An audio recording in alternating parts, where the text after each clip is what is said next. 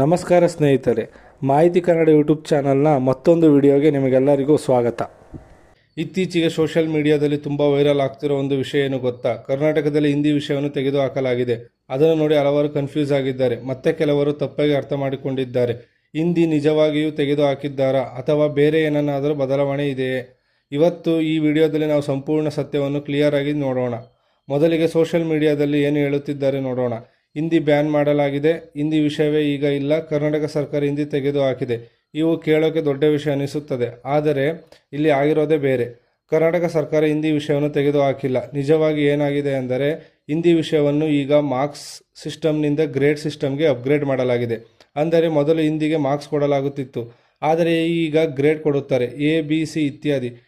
ಮೊದಲು ವಿದ್ಯಾರ್ಥಿಗಳ ಒಟ್ಟು ಮಾರ್ಕ್ಸ್ 625 ಮಾರ್ಕ್ಸ್ ಇತ್ತು. ಇದರಲ್ಲಿ ಭಾಷೆಗಳು, ಮುಖ್ಯ ವಿಷಯಗಳು ಎಲ್ಲವೂ ಸೇರಿರುತ್ತಿತ್ತು. ಈಗ ಹಿಂದಿ ಮಾರ್ಕ್ಸನ್ನು ತೆಗೆದುಹಾಕಲಾಗಿದೆ. ಒಟ್ಟು ಮಾರ್ಕ್ಸ್ ಈಗ 525ಕ್ಕೆ ಇಳಿದಿದೆ. ಇದು ಯಾಕೆ ಮಾಡಿದ್ದಾರೆ ಅನ್ನೋದನ್ನು ತಿಳಿಯೋಣ.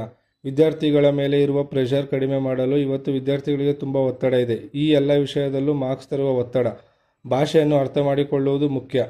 ಮ್ಯಾಥ್ಸ್, ಸೈನ್ಸ್ ಹೀಗೆ ಮುಖ್ಯ ವಿಷಯಗಳಿಗೆ ಹೆಚ್ಚು ಗಮನ ಕೊಡಲು ನ್ಯಾಷನಲ್ ಎಜುಕೇಷನ್ ಪಾಲಿಸಿ ಪ್ರಕಾರ ಬದಲಾವಣೆಯನ್ನು ತರಲಾಗಿದೆ. ಇದರ ಪರಿಣಾಮಗಳು ಏನು? ವಿದ್ಯಾರ್ಥಿಗಳಿಗೆ ಒತ್ತಡ ಕಡಿಮೆಯಾಗುತ್ತದೆ, ಭಾಷೆ ಕಲಿಯೋದು ಸುಲಭ ಆಗುತ್ತದೆ, ಫೇಲ್ಯೂರ್ ಭಯ ಕಡಿಮೆ. ಕೆಲವು ಸವಾಲುಗಳು ಏನಾಗುತ್ತದೆ ಎಂದರೆ, ಒಟ್ಟು ಪರ್ಸೆಂಟೇಜ್ ಲೆಕ್ಕ ಹಾಕೋದು ಕಷ್ಟ, ಕೆಲವರಿಗೆ ಮಾರ್ಕ್ಸ್ ಕಡಿಮೆಯಾದಂತೆ ಅನಿಸುತ್ತದೆ, ಸ್ಪರ್ಧಾತ್ಮಕ ಪರೀಕ್ಷೆಯಲ್ಲಿ ಗೊಂದಲ ಆಗಬಹುದು. ತಪ್ಪು ಕಲ್ಪನೆಗಳನ್ನು ಕ್ಲಿಯರ್ ಮಾಡೋಣ. ಈಗ ಕ್ಲಿಯರ್ ಆಗಿ ನೆನಪಿಟ್ಟುಕೊಳ್ಳಿ, ಹಿಂದಿ ತೆಗೆದುಹಾಕಿಲ್ಲ, ಹಿಂದಿ ಬ್ಯಾನ್ ಮಾಡಿಲ್ಲ, ಹಿಂದಿ ಇನ್ನೂ ಪಠ್ಯದಲ್ಲಿ ಇದೆ, ಆದರೆ ಅದು ಗ್ರೇಡ್ ಸಿಸ್ಟಮ್ಗೆ ಅಪ್ಗ್ರೇಡ್ ಆಗಿದೆ. ಸ್ನೇಹಿತರೆ, ಸೋಷಿಯಲ್ ಮೀಡಿಯಾದಲ್ಲಿ ಬರುವ ಪ್ರತಿಯೊಂದು ವಿಷಯವನ್ನು ನಂಬಬೇಡಿ, ನಿಜ ತಿಳ್ಕೊಂಡು ಮುಂದೆ ಹೋಗೋದು ಮುಖ್ಯ. ಈ ಬದಲಾವಣೆ ವಿದ್ಯಾರ್ಥಿಗಳ ಒಳ್ಳೆಯದಕ್ಕಾಗಿ ತೆಗೆದುಕೊಂಡ ಒಂದು ನಿರ್ಧಾರ.